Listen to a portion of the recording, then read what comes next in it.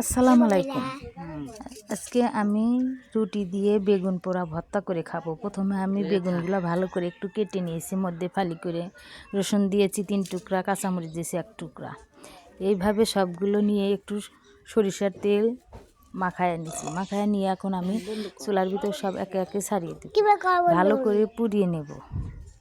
পোড়া হয়ে গেলে আমি ভালো করে ধুয়ে নেব।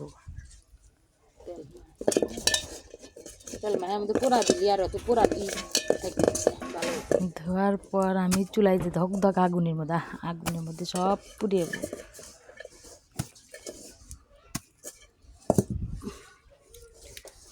10 মিনিটের মধ্যে আমি বেগুন পোড়াগুলা তুলে নেব।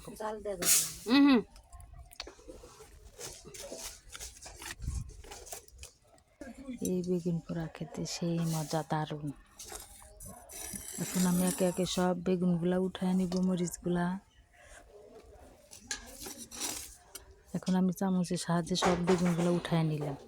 আমাদের এই বেগুন ভর্তা নিয়ে সব কারাকারি দেখেন কি সুন্দর হয়েছে। আমি পেঁয়াজ কুচি করেছি, ধনে পাতা কুচি করেছি, 4টা মরিচ, লবণ স্বাদ মতো দিয়েছি।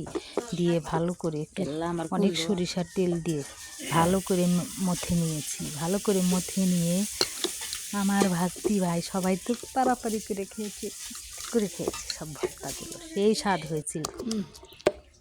রুটির সাথে গরম গরম ভাতের সাথে এরকমভাবে ভর্তা তৈরি করে খাবেন, সেই মজা, সেই টেস্ট। আমাদের তো ভর্তা নিয়ে অনেক কারা আমার এই রেসিপিটা যদি আপনাদের ভালো লাগে চ্যানেলটি একটু সাবস্ক্রাইব করবেন, কমেন্ট করবেন, একটু শেয়ার করে দেবেন। আর আমার নিত্য নতুন রেসিপির সাথে আপনারা থাকবেন। দেখেন কি সুন্দর একদম পারফেক্ট করেছি। এখন আমি রুটির সাথে সবগুলো খেয়ে শেষ করব। দেখেন আমার ভাস্তিও খেয়ে নিল।